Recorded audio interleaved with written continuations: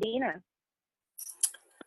Well, good afternoon, everyone. This is Jim Miller. I'm a consultant with the Indiana Rural Health Association and the Indiana Statewide Rural Health Network, and I'm joined today by Deena Dodd, who's a Network Development Officer. Deena, you want to say hello to everyone?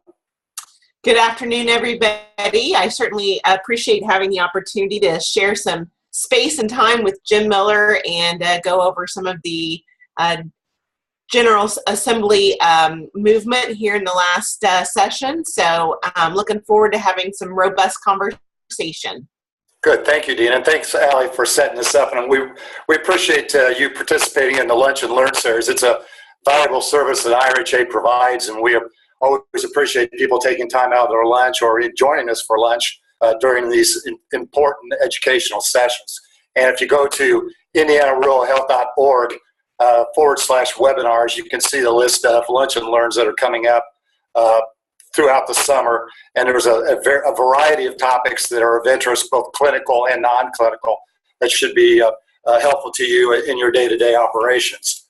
Today we're going to kind of do a recap on the just completed 2018 Indiana General Assembly session. When I say just completed, that's really true. We just had a one-day special session that occurred on May 14th, and that was called by the governor in response to some legislative action that did not get completed during the normal session, which ended in mid-March. So what we're going to do today is talk a little bit about what transpired in the normal session, which ran January through March. We're going to talk a little bit about the special session. We'll look at some individual bills that were of particular interest in the main session, the January to March session.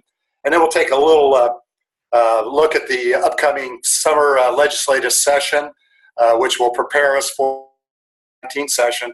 And then we'll have a few comments at the end about the upcoming session and how that'll be important for the state, obviously with the election looming and with some major retirements that are happening with the state legislature.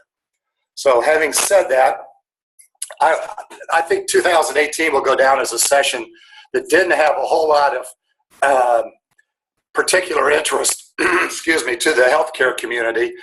There were some significant bills that passed, but nothing terribly dramatic affecting the healthcare industry. Certainly nothing like next year when they'll have to adopt a 2-year budget, which will affect funding and those types of things that could affect the healthcare community. This year's session really focused heavily on a couple different items.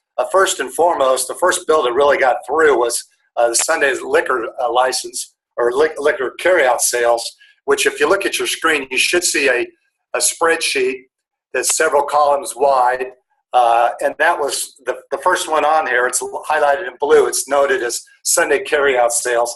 If there was anything that probably transpired during this past session that was most significant was the fact that Indiana, after decades and decades and decades of rejecting such a thing, passed the Sunday carryout sales for a limited amount of time on Sunday, despite some opposition from various retailers.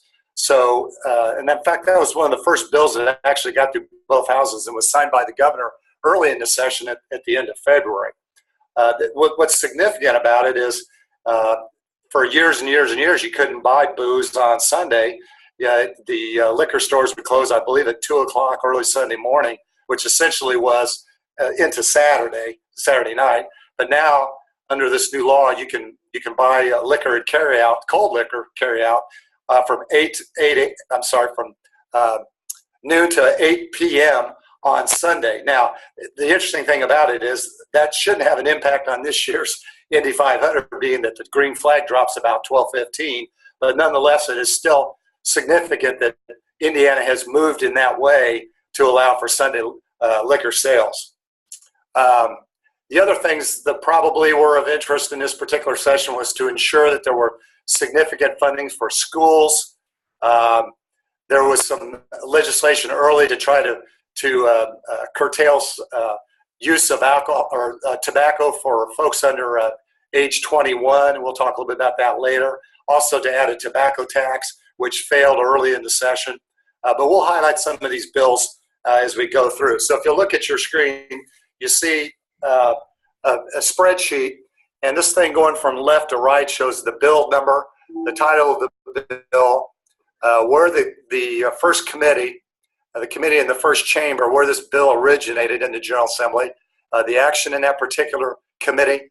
So that's second reading. If it got a second reading, that means that the committee actually put it to a vote. Third reading means it went to the actual whole floor for a consideration by the chamber. And if it passed one chamber, it moved to the other chamber and moved into that particular respective committee. The second reading in the second chamber, third reading in that second chamber if I got to the floor, and then what action that took place, including the governor's signature. And then the final column over on the right is just a brief commentary about those particular, that particular bill. Now, this grid, it's impossible based on this grid to put all of the various details of the bills because some of the bills are very lengthy in nature. They also often go through extensive amendment process from one house to the other. So if you're interested in looking at a specific bill in great detail, if you look down in the bottom of the spreadsheet, on the bottom left-hand corner, I've given you an email or a website address for Indiana, iga.indiana.gov, legislative/2018 bills. And if you go to that particular website and you use the bill number that is on this spreadsheet, you can actually pull up the whole bill with the way it was originally submitted, and you can see all the lines that are drawn through where it went through various amendments. You can see who were co-sponsors on the bill, who sponsored the bill, all the various activity that took place with that particular bill. What we have here is just kind of a high-level recap of what happened to that particular piece of legislation. So if you'll notice on page 1 of the 10-page spreadsheet, the first item was Senate Bill 1, which was Sunday carryout sales, which we touched on earlier. If you go down to Senate Bill 52, this was zero THC hemp extract, and the governor signed the bill on March 21st, late after the session ended. And if you notice, it had some fairly wide support, particularly in the House, not so much in the Senate, but in the House it passed unanimously after some amendments. And this particular bill talks about the use of hemp from an industrial perspective, like rope and things that use hemp for commercial purposes. This is not including medical marijuana, which is going to be addressed in other bills that were introduced in the session. And having said that, I think it's fairly significant that Indiana actually introduced, or the General Assembly actually introduced several bills this session having to do with medical marijuana. And as we'll see in a few minutes, medical marijuana will be one of the topics that will be looked at during this summer legislative session. Obviously, this is not for recreational use, such as in California or Colorado. It would be strictly for medicinal use in helping patients, particularly patients who are terminal patients, in easing some of their pain and through some pain management issues. But the fact that Indiana is even talking about this particular issue, I think, is significant in its own right. Dean, any comments at this point?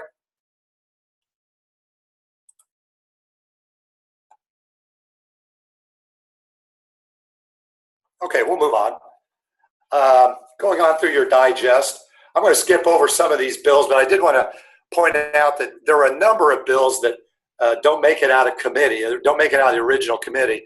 The legislation is introduced by some member of the General Assembly, and what we're looking at now is a member of the Senate. We're looking at Senate bills right now.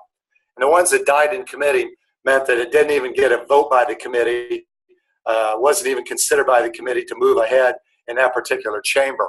And I think there's some significant bills involving the INSPEC, which is the prescription database that the state uses to track prescriptions that are filed through the state of Indiana. And to my knowledge, the last statistic I was aware of is that about 50% of prescriptions that are filled in the state of Indiana are entered into the INSPEC database. And we'll see a few INSPEC bills that didn't move forward, some did not, and the state is really pushing use of the INSPEC database for its battle with the opiate crisis. But I think you'll see over time and over years that the use and the proliferation of use for the Inspect database will continue to grow because of our battle with the opiate crisis. So we continue on to page 3 of the spreadsheet. Here's where we talk a little bit about the Inspect program and Senate Bill 221 that had pretty wide support in both houses. It passed the Senate 47-1, and it had unanimous support in the House.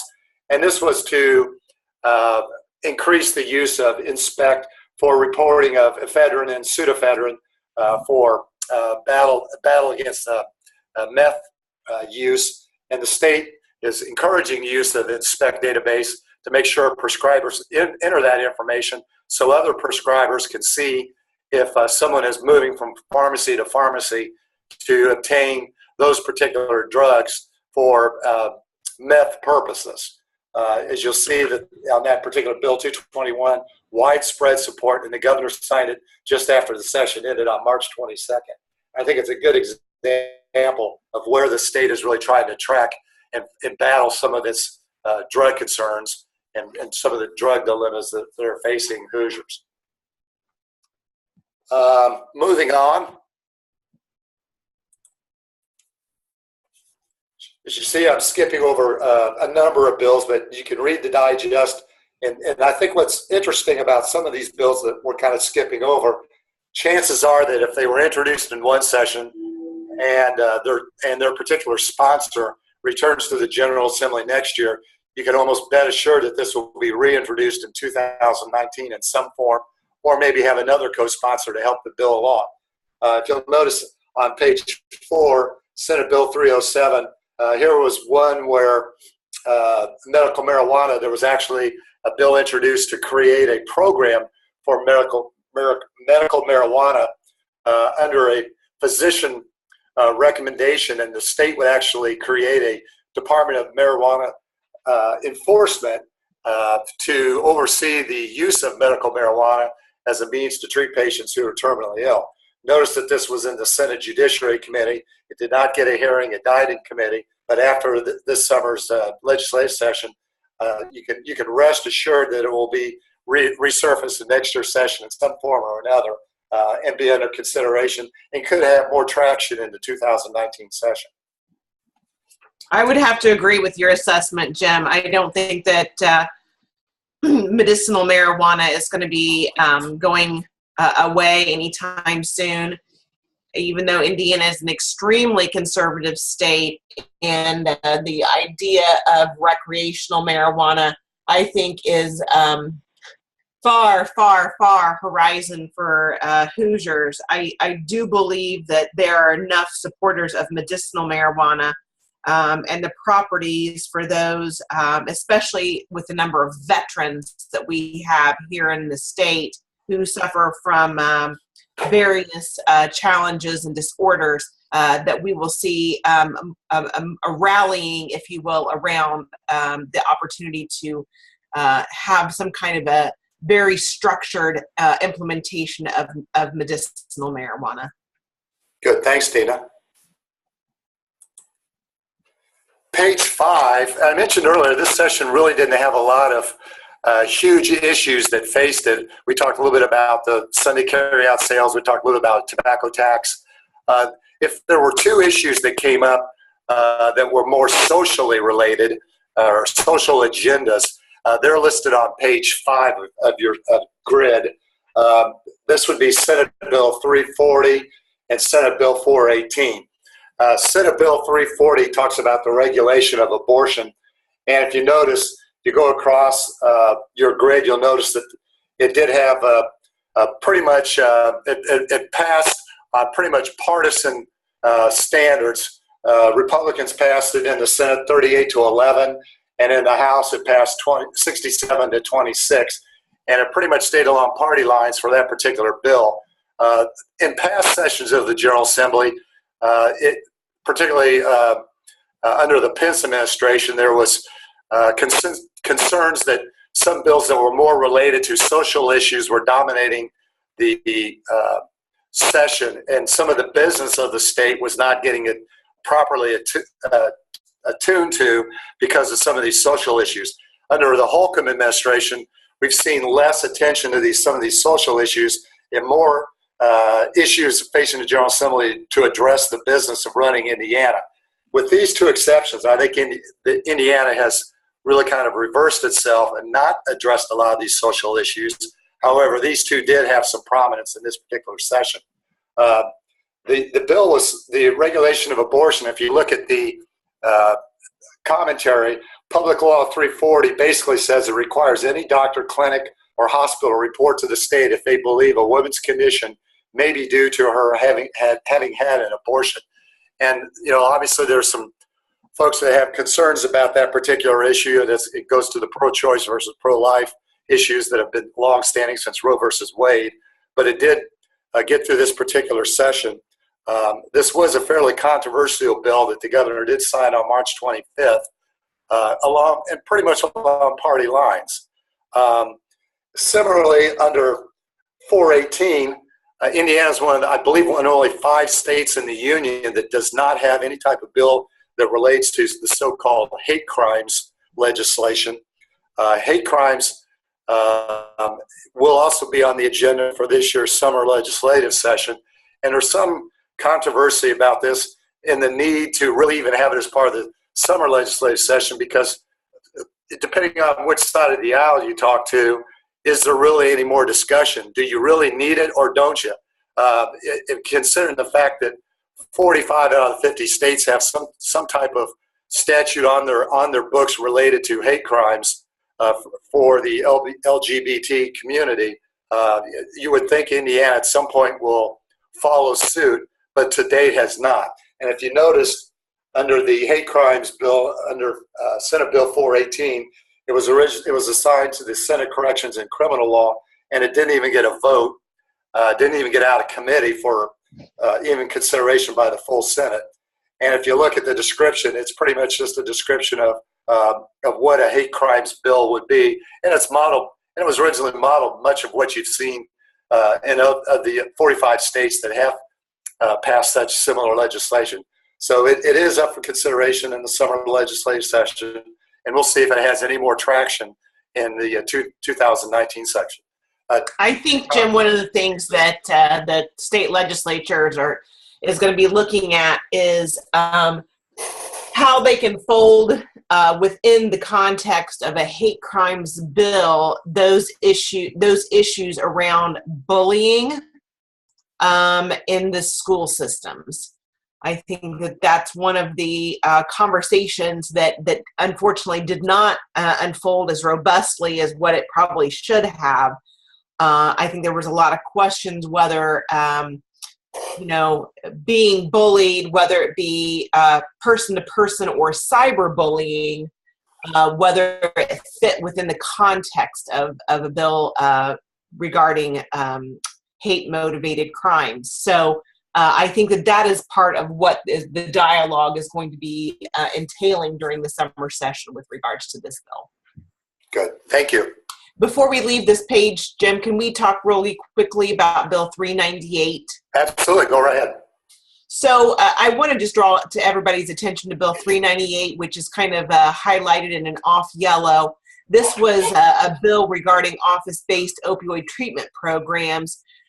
This was a bill that the Indiana Rural Health Association actually was very adamant that we were against. And Jim's put a little snippet in here that just says that it would establish requirements for the office-based opioid treatment programs under the DMHA.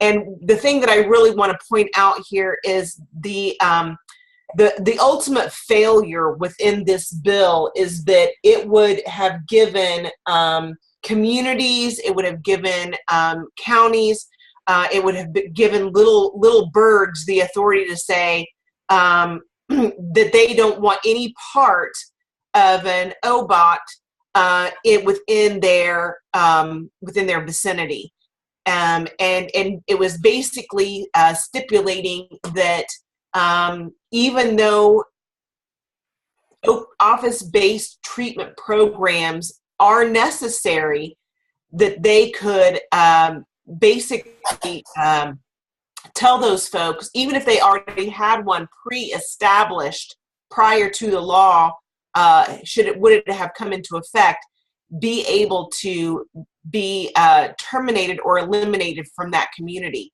So it was the bill was quite flawed.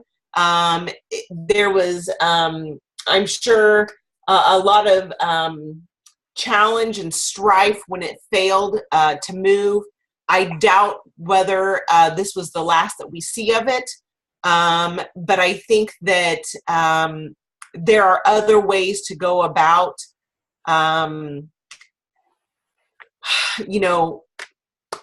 regulating where OBOTs, office-based opioid treatment programs, can and should be established. And I think that there was just way too much opportunity for people to feel alienated who were struggling with such a horrific disease.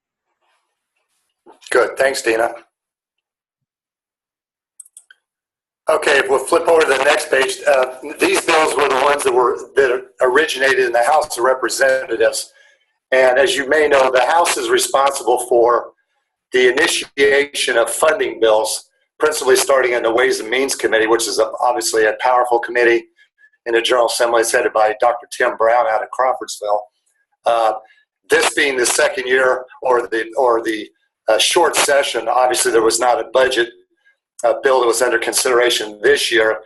Indiana passes a biennial budget every 2 years, and so the budget will be under consideration in the session in the 2019 session.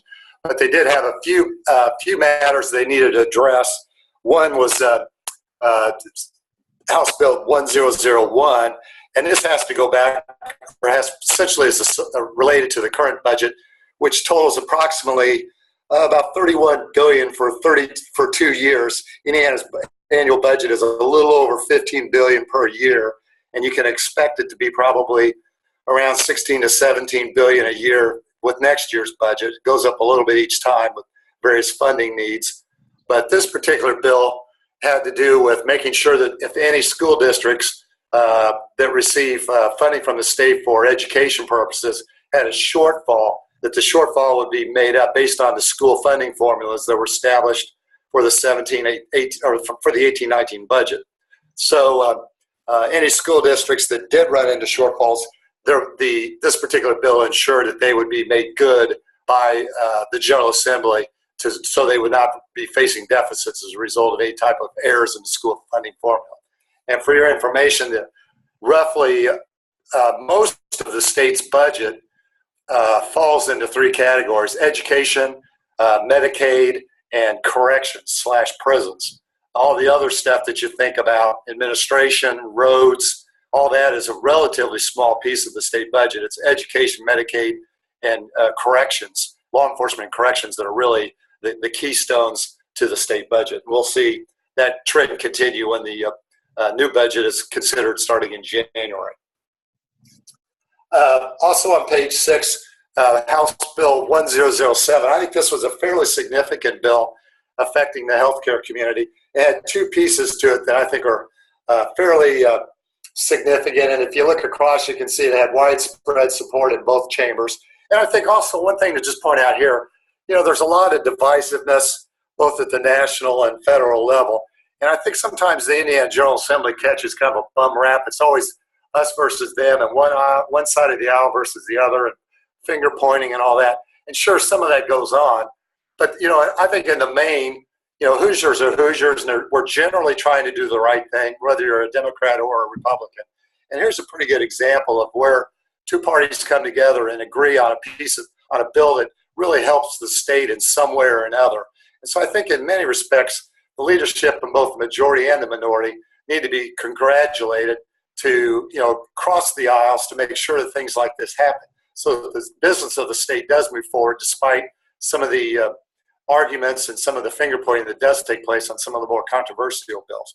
But in this particular bill, it required the state to implement a centralized credentialing program, which was long overdue, and for the Indiana health coverage programs. And the state has contracted with a company called Conduit out of New Jersey that will begin services supposedly this fall, that will essentially streamline the Medicaid or Indiana Health Coverage Programs enrollment process and the credentialing for the managed care programs in Indiana, of which there are 4 managed care entities. Now, providers will still be required to contract individually with MDYs or CareSource or Anthem or MHS, but the actual credentialing of physicians and the enrollment of providers will go through this conduit, this program, this contractor, to streamline that process rather than having providers to go through 4 different ways to do it.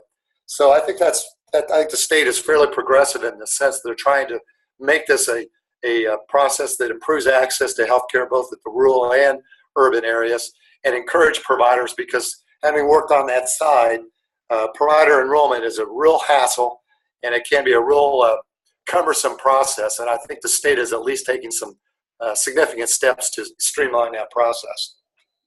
The other component of this bill, Jim, that I think really needs some recognition is that previously the credentialing process could take anywhere from 6 to 8 months.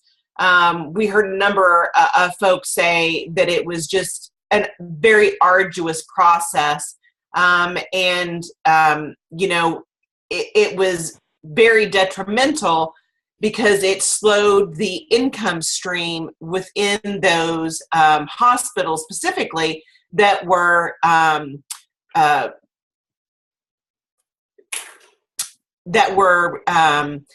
employing physicians. Within the context of this bill now, it actually allows hospitals after 30 days to start billing on behalf of that physician to the Medicaid provider and being reimbursed for it. So we've taken a potential 8-month challenge down to a 1-month challenge. The providers are starting to be paid 1 month in, which means there's revenue coming into the hospital, which makes everybody happy. And I think it's really a testament to, if you stop and think about the big picture, this is going to make, I think, a lot of folks really happy. The other major component of this particular enacted act was the additional treatment, opiate treatment programs that were as part of this bill. It added 9 additional ones in a hospital setting, and also lowered a little bit of the requirements for community mental health individuals working in those particular settings. So here, another piece of legislation that had bipartisan support to help battle the opiate crisis in Indiana. We'll move on a little bit. As you can see, we're skipping over a few things. Certainly, you can read this digest. We've got a lot of bills listed here. Obviously, can't go over all of these because some of these obviously didn't move through one chamber. And I've pretty much given you the outcome of those particular bills. And if you have a particular interest on those bills, you can see that with the website that I gave to you earlier down at the bottom left-hand corner. We flip to the last page, the 10th page. 3 that I think are of significance on page 10. One is 1351, which is the SNAP program, which is another word for food stamps. That's the federal term for food stamps. It seems that every year this bill comes up about verification, about waivers of work to qualify for food stamps. This always seems to have opposition. It doesn't really have any traction, but this particular bill always seems to surface, and we can assume that it'll appear again. Didn't have any action or traction in the Family, Children, and Human Affairs Committee, but every year it seems that there's some type of bill to verify that, in fact, there needs to be some type of work verification or eligibility verification for food stamps. And obviously, advocates for the poor, lobby heavily for some bill like this, but it doesn't seem to have much traction. So we'll have to pay attention to see what happens next year. 1359 was a bill that was lobbied heavily to begin to punish some of the folks that are involved in some of the opiate issues. It established some felony charges for manufacturing or dealing controlled substances resulting in the death of a user. Pretty broad support, even though there was some opposition both in the House and Senate. Quite a bit of discussion on this particular piece to make it a felony for someone who was present or had some impact or abetted someone who died from a drug involved incident. But the governor did sign it after the session on March 22nd. And then one we touched on at the beginning was the cigarette tax and purchasing age, which obviously we were in support of as an association, particularly the tax issue to increase the cigarette tax to lower to increase the cigarette tax to lower the use of tobacco use in the state of Indiana and particularly among children and young adults. The state looked at increasing the price per pack, and they also looked at increasing the purchasing age from 18 to 21. And it did get out of the Public Health Committee by unanimous support, 9-0. But the Speaker did not allow the bill to go to the full floor for a third reading. And I believe, Deena, you can correct me, I believe that was the only piece of legislation that Speaker Bosma did not allow proceed in that manner. And perhaps you could give some insight into that. No, I think that you're spot on with it. It was a very interesting time in the State House. There was a bit of tension, if you will.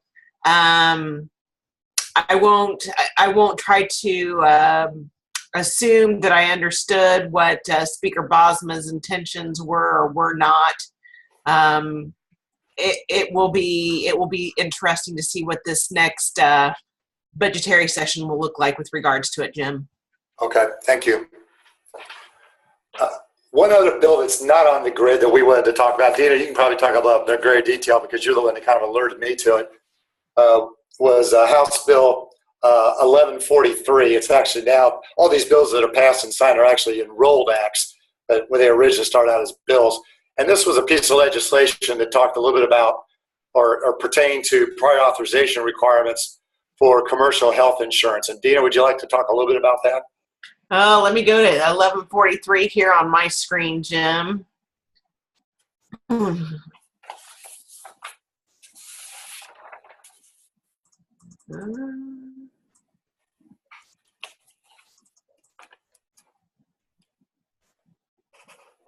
know what? I don't have it, Jim. Do you have it? I'm going to need a prompt. Well, there was just I'll just read the digest that I have. The governor signed on March 14th a law and a measure that provides for significant streamlining of prior authorization requirements for healthcare services covered by commercial health plans in Indiana that are not otherwise governed by ERISA.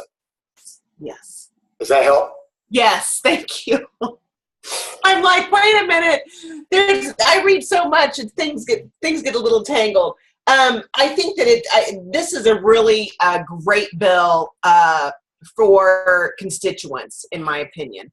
And it was something that I think will be extremely rewarding for hospitals and practitioners because it basically requires insurance companies to be responsive. It requires them to outline exactly what the circumstances are to a denial within a claim. And it allows for appropriate dialogue to get things addressed so that a patient can receive treatment in a timely fashion. And if for some reason it is denied, that it can be resubmitted, which in my opinion is a win across the board for everybody but the insurance companies. And when you consider Anthem's headquarters in the state of Indiana, there's obviously a very heavy insurance lobby in the state of Indiana. Absolutely. Yeah. Absolutely. This one, I think especially for folks who are, moving really quickly, trying to process a lot of claims and they inadvertently code something incorrectly, or, for an individual that is not extremely savvy with regards to dealing with insurance companies and not sure where, what the appropriate next step might be with a challenge. I think that this gives them some protection, some framework, and really provides a space where the insurance companies have got to be more attentive. And speaking with our friends at Anthem, they released a statement yesterday that they are going to remain in the state of Indiana, or in Indianapolis as their headquarters for the foreseeable future. And the foreseeable future can be determined, you can guess what that means. There had been some rumors that they were thinking about relocating out of state and to a different location, which would be significant because there's about 3,500 employees at Anthem's headquarters down on Virginia Avenue in downtown Indianapolis, and they're one of the major employers in the city. So that was a pretty significant announcement that was made yesterday. Yeah. At this point, I'd just talk a little briefly about the special session that took place on May 14th. Here again, this was to tie up some loose ends that did not get addressed in time by the end of the regular session, which ended in the middle of March. There were a couple different major pieces that they addressed on the special session, which took place only on one day. There was very little public discussion, very little input into any of the bills. It was pretty much let's vote on these bills that we didn't get done in the regular session. One was to increase funding for school safety. Some of this, I'm sure, is the result of what's happened both in Florida and most recently down in Texas, to increase some of the school funding for safety purposes. The General Assembly appropriated an additional $5 million for school safety funding, and how that's going to be spent. The details of that obviously have to be ironed out, but the state is at least addressing this issue, which is obviously of concern to all of us. Another issue that came up during that particular special session was the administration of the Muncie School District, which was then transitioned over to Ball State University. As many of you, it's been fairly controversial. Muncie School District has been suffering for a number of years. What's controversial about this is that it does take the authority of running the Muncie schools away from a duly elected school board and put it under the control of Ball State University. But the state, which is in charge of education, determined that was the appropriate means to ensure that Muncie schools remain viable and offer education in Delaware County. Dean, anything you'd like to add about the special session? I think that one of the things that I just want to speak to is that they, about the same time during that special session, they released some medical elements of what the special session was going to hold, and medicinal marijuana, the study of industrial hemp, and I think more importantly, probably to some of us on this call, is looking at the economic cost of the high smoking rate here in Indiana. Those are going to be topics of conversation for the special or for summer study. So I think that really, it's important for folks to recognize that is still a factor, a great dialogue here in the state of Indiana. There were a number of primary elections where some of the long-standing legislators either retired or were beat in the primary. So we're going to be seeing a number of new faces, I think, coming into the State House. And I think that it's super important before they ever get there for folks to have conversation with them around topics that have been a point of contention in the past. I think the smoking tax challenges with where Indiana stands healthcare, or with regards to our diabetes and our obesity and whatnot. I think all of those are things that need to really be a topic of conversation with not just the new folks coming into the legislative process, but having continued conversation with those that are going to be there, again and again. So you mentioned, Jim, that the budgetary session is this coming session. This will be the first session in a very, very long time that Senator Luke Kinley, who retired last year, will not be leading the Senate's budget process. And he was always the stopgap to raising the smoking tax. So it will be very interesting to see what this new budget from the Senate holds coming into the 19th session. We saw where Tim Brown from the House actually included a nominal smoking tax increase in their 17 budget. I anticipate seeing that again from them in the 19 budget. And I think that we are going to all have to be strong advocates for those folks that we represent and the communities that we represent. In addition to the ones you talked a little bit about, I think there are two other items that will be of particular interest this summer. One, the Department of Child Services has been under a lot of scrutiny because of the appearance, right or wrong, of some inadequate governance in that particular department, and obviously in child welfare. And so the legislature has taken a particular interest in the DCS and how it's being administered.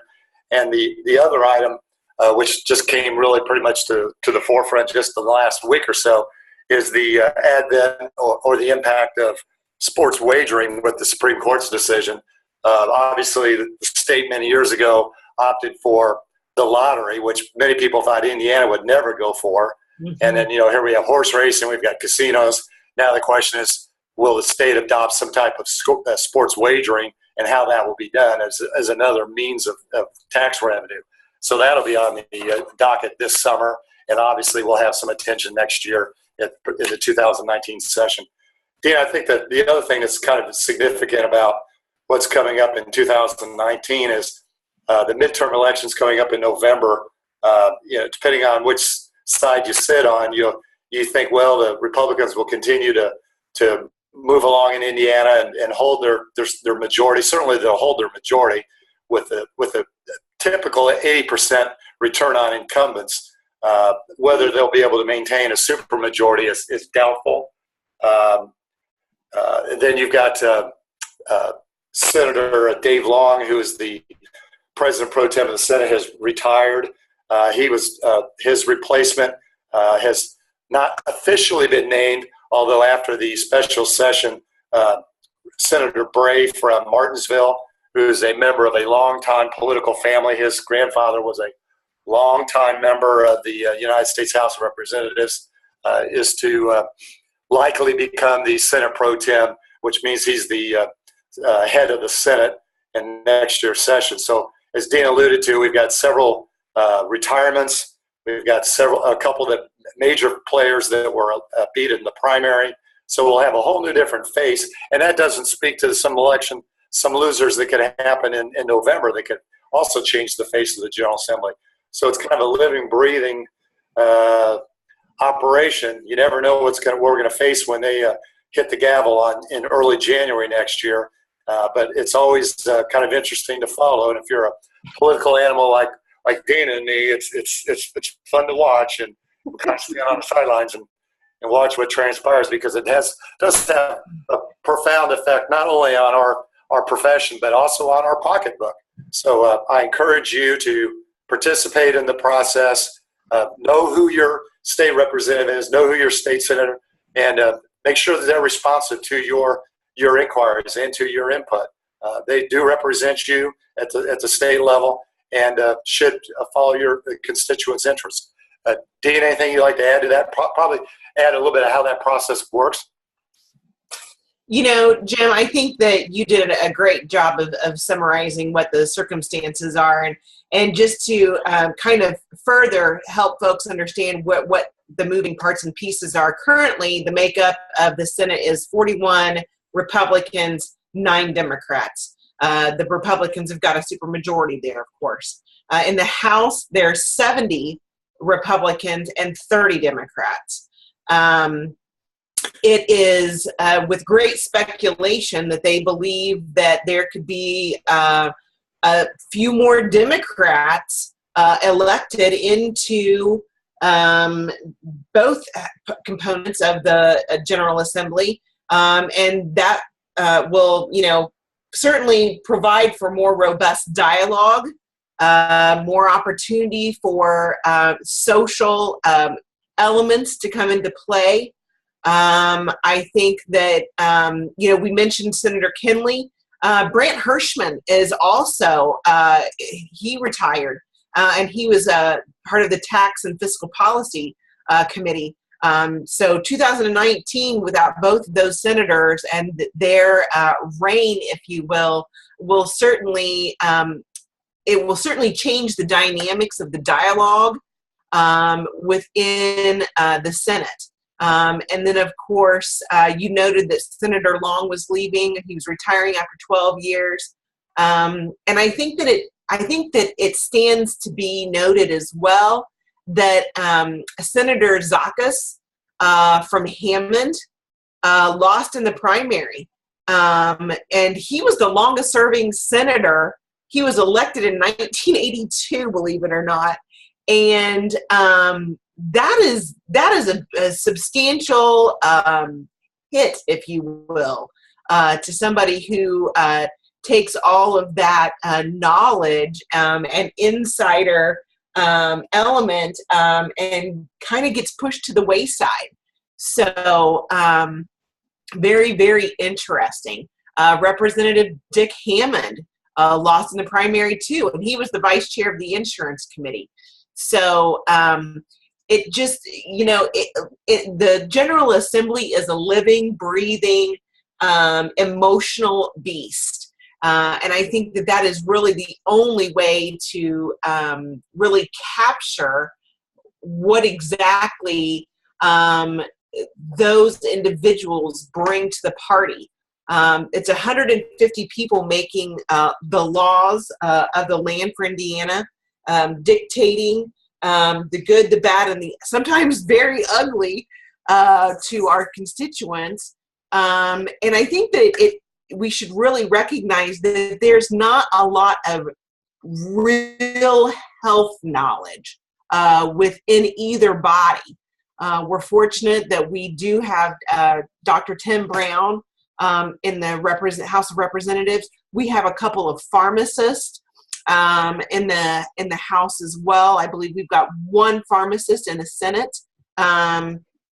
But there's a huge shortfall of real understanding of what being in healthcare means, what being in rural healthcare means, and some of the real obstacles that folks face, living and thriving in rural Indiana.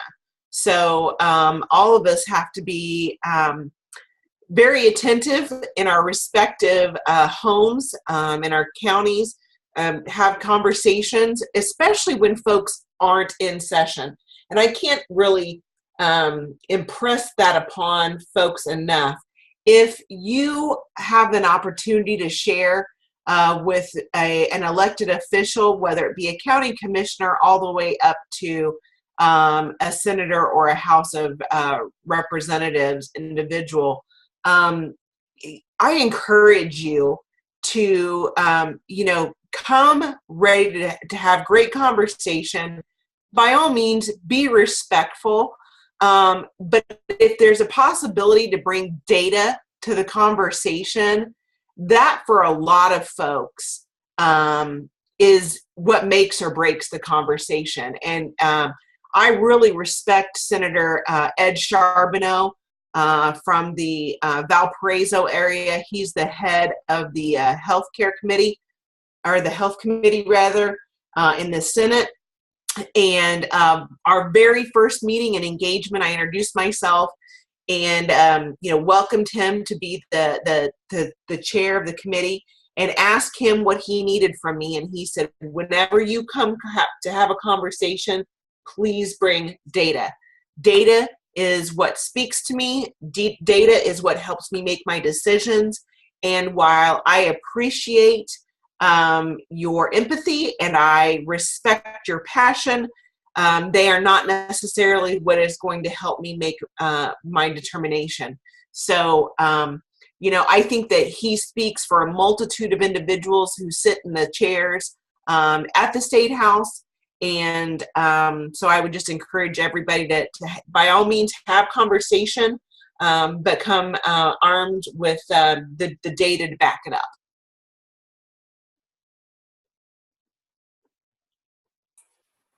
Well, I think, Deena, I think that's our agenda for today's session. We do have a limited amount of time for any questions anybody might have. Allie, anything you'd like to add?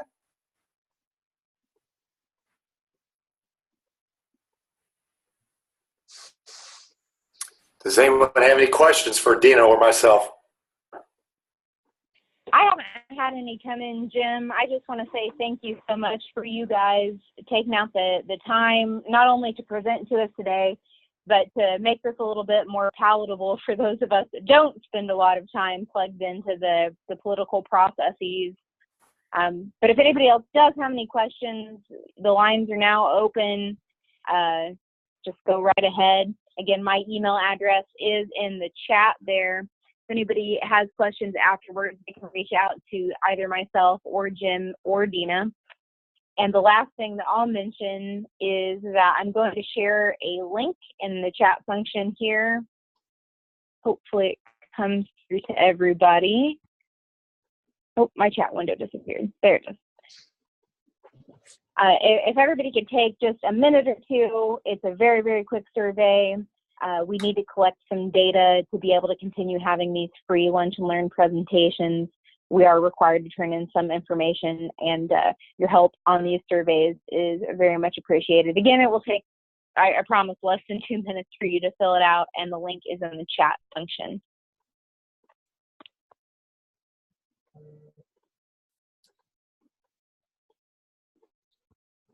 And I did have a question about where the recorded link will be. It will actually be on our YouTube channel as soon as I can get it posted.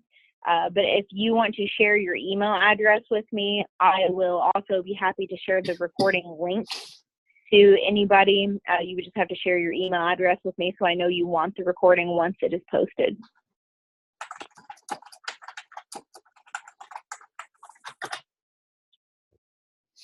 Okay, well, not hearing any more questions. We'll go ahead and end the recording here, but we'll stay online for just a moment in case anybody has not yet sent me their email address or grabbed that survey link. But Jim, Deena, thank you so much for your time today. It was very much appreciated.